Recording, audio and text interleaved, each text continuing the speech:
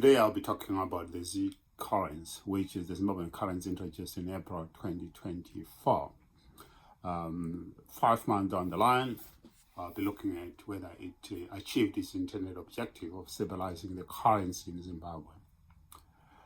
But before we dive into the data itself and analysis, probably it is very important for us to appraise of the current leadership in Zimbabwe, whether the current leadership is capable of turning around the economy of Zimbabwe and stabilizing the currency, because that is very important. Looking at the past in terms of current government and current leadership, it is very clear that what Zimbabwe needs at the moment is not a macroeconomics genius to manage the economy or to stabilize the currency, but what is required is prudent leadership. Leadership that is evidence-driven in terms of its timely decision-making process, leadership that is responsive to the needs of the country and that of the people. And there are variables, and I'll be looking at those variables later on. How do we get that prudent leadership in an economic crisis like Zimbabwe? But firstly, let's look at the ZiG, which is gold standard backed.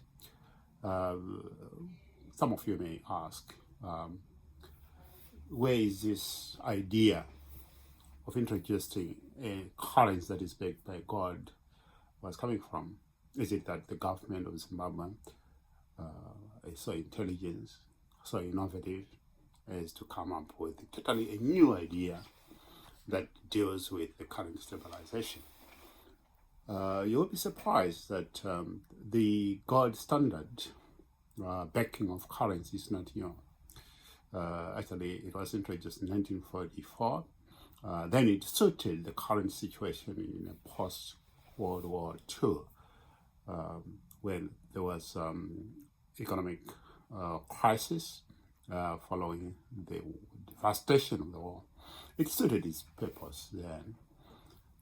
So it was prudent to introduce it until 1971. It was then discontinued.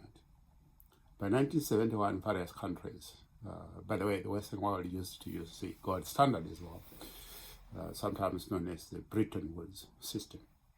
So they discontinued it on the basis that it was unreliable.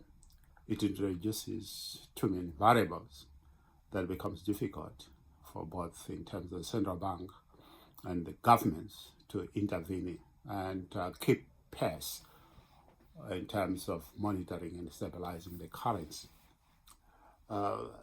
It also had its own challenges in terms of precious metals. What about those countries without precious metal resources? Does it mean that those countries with high deposits of gold becomes the richest against those countries well managed with systems with other resources other than the precious metals? So in a way, they decided, well, the best way was to have a floating currency, or what we call the fiat currency. I'll revisit that later on. So that's the historical background of gold standard backing. So for Zimbabwe to rewind back to 1971, finding a strategy, 1971 strategy to deal with the 2024 challenges and including futuristic globalization, would be said to be totally unexpected, naive at its least, and stupidity at most, because you would expect that the leadership in the 21st century will be looking for introducing 21st century strategies to deal with the 21st challenges. And again, we don't have to go further to find strategies that works, especially for Africa or geopolitical perspective, there are other countries thriving within Africa and SADC, and some are doing very well. And Zimbabwe just needed to look either is from South Africa or Zambia. Mozambique is coming up very well. I'll be looking at the corruption index later on as well, to see how Zimbabwe is faring against our neighbors. But then let's look at what are the disadvantages of a pegged currency exchange rate, which is the gold standard one. Now, there are various challenges and disadvantages to that. The first advantage is that the government takes the independence of the central bank. In this case, the Reserve Bank of Zimbabwe's independence is stripped by the government because there is too much government intervention to maintain that pegged currency system. That's number one.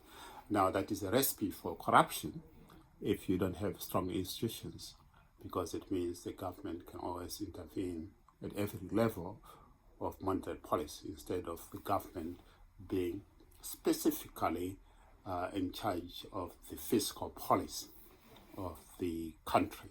So that's other issues, and I think it gives reason and why Zimbabwe has got a high level of corruption at an index of 24 out of 100 compared with sub-Saharan African countries.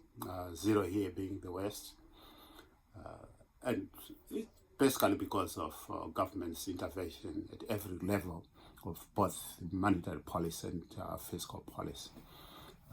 Most countries that are doing well, they've got an independent monetary policy in the central bank, and then they've got the fiscal policies by the government itself. Here, fiscal policy, we are talking about favorable policies in terms of investment, of doing business, taxation, and the monetary policy here, we are talking about managing of the flow of currency within a country. Again, in the second lecture, I'll be looking at how these work.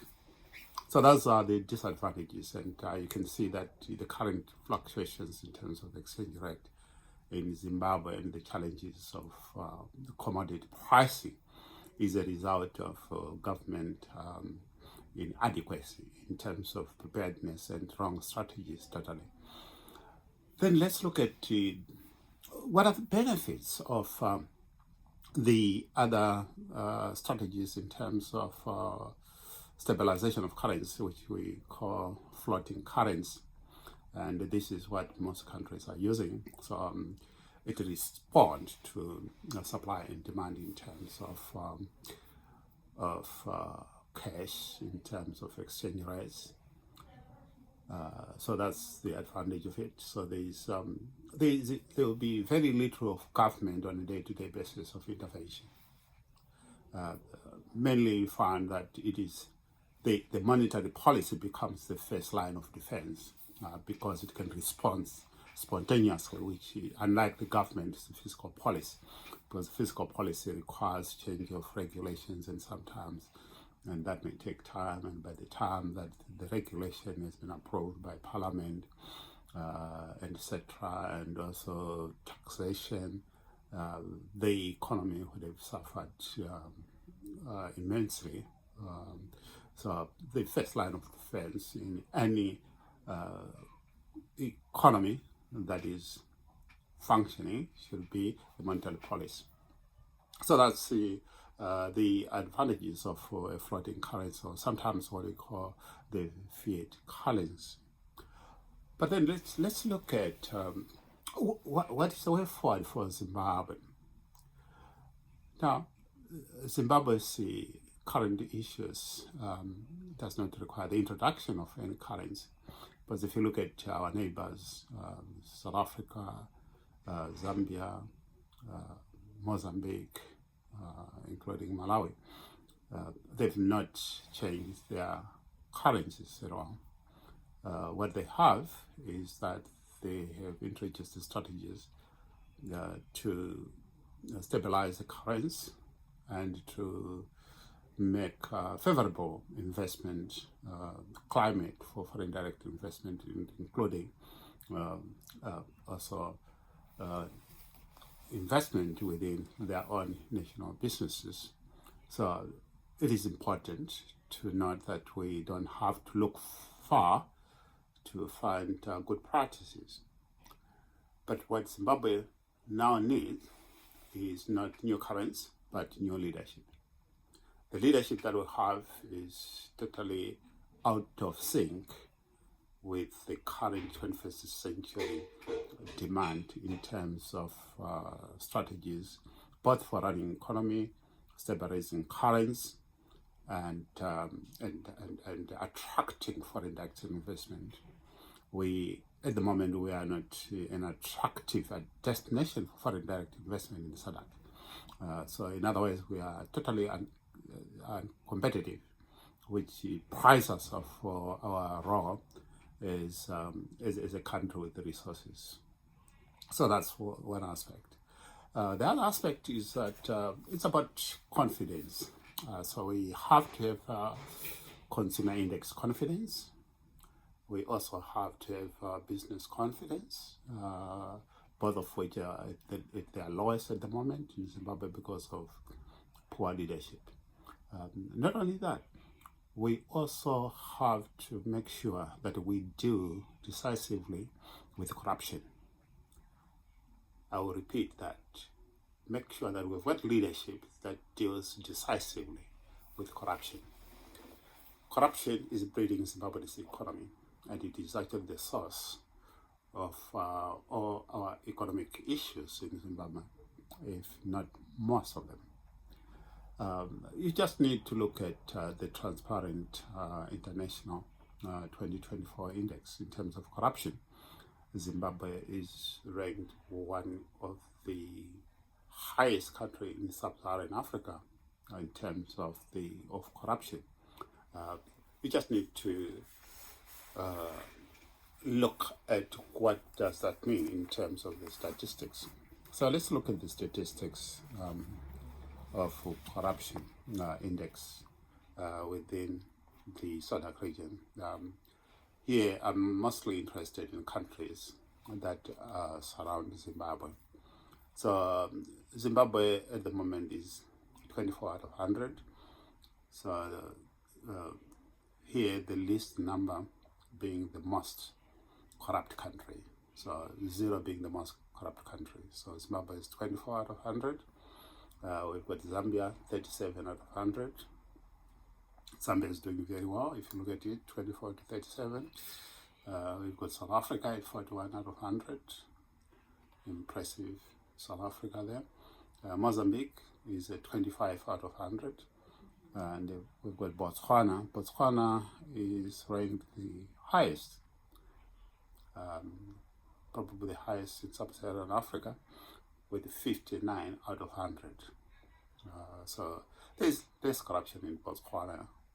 So this is why Botswana is thriving compared with other members of SADC region. And then Malawi is at 34. So you find that Malawi is less corrupt by far than Zimbabwe and Mozambique. So these are statistics that our leadership needs to analyze and get grips on to make sure that whatever decision that they make is informed, is data-driven, but otherwise the challenges that we have in Zimbabwe is not about currency, it's not about sabotages the government want us to believe on a daily basis. It's about the leadership, lack of leadership. We need new leadership and not new currency.